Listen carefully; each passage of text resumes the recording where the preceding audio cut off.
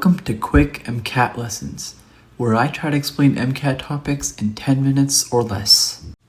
Today we're going to talk about the Bohr effect, the Haldane effect, and the Oxyhemoglobin Dissociation curve. So starting off with the Oxyhemoglobin Dissociation curve, this is the relationship between the partial pressure of oxygen, which is mapped on the x-axis, and the percent saturation of hemoglobin, which is on the y-axis.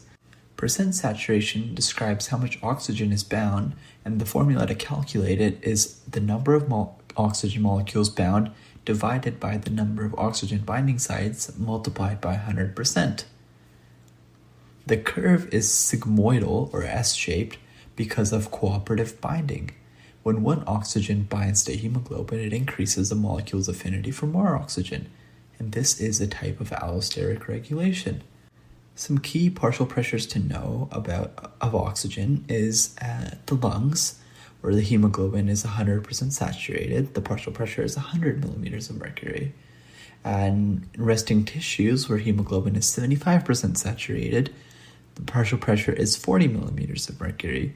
And in exercising muscle, where hemoglobin is 20 to 30% saturated, it is 20 millimeters of mercury. So in the curve, the top of the curve is where saturation plateaus, and it doesn't reach the very top because you want to leave a little bit of a margin, a safety margin, for oxygen loading in lungs. And in the steep part of the curve, this is where rapid unloading in tissues happens. Also, a quick note, when you were looking at the curve, we don't refer to it as when there's 100% saturation. We refer to it when there is 50%. And this is referred to as the P50, and this essentially means the pressure at which 50% of hemoglobin are bound to an oxygen. Moving on to the Bohr effect. The Bohr effect describes how increased carbon dioxide and increased protons, which leads to a lower pH, reduce hemoglobin's affinity for oxygen, and it causes a rightward shift of the curve. Now let's think about this. A rightward shift of the curve means you would have to have a higher P50 because as we recall on the x-axis, there is the partial pressure of oxygen. And it would mean that to get to the same percentage of hemoglobin saturation, you would have a higher partial pressure of oxygen. And this means it's a decreased affinity for oxygen.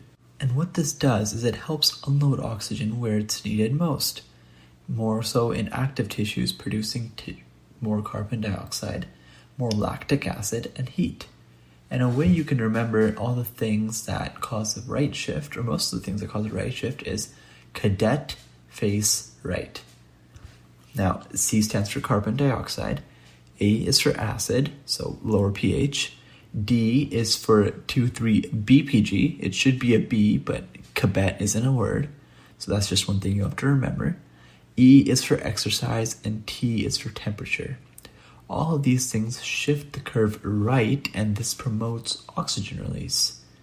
2,3-BPG is a side product of glycolysis in red blood cells, and the opposite of the Bohr effect would be conditions like a decreased carbon dioxide, higher pH, lower temperature, less 2,3-BPG, and if you have fetal hemoglobin. This all increases the hemoglobin's affinity for oxygen, lowering the P50. Just a quick note about fetal hemoglobin. Fetal hemoglobin has a higher affinity for oxygen, and it has it so it can extract the oxygen from the maternal blood. And this is why fetal hemoglobin shifts the curve left. Moving on to the Haldane effect. The Haldane effect focuses on carbon dioxide transport. So deoxygenated hemoglobin can carry more carbon dioxide, and in tissues where oxygen is offloaded, carbon dioxide is picked up, and in lungs where oxygen is loaded, carbon dioxide is released. This effect complements the Bohr effect and ensures efficient carbon dioxide clearance in lungs and uptake in tissues. So a quick recap, the oxyhemoglobin dissociation curve is sigmoidal due to cooperative binding. The Bohr effect says that high carbon dioxide, low pH, and heat decrease oxygen's affinity, causing a right shift. The Haldane effect says that deoxygenated hemoglobin helps load carbon dioxide in tissues and unload it in the lungs. and these mechanisms work together to optimize gas exchange. That's it for today. We'll go over the bicarbonate buffer system in the next episode.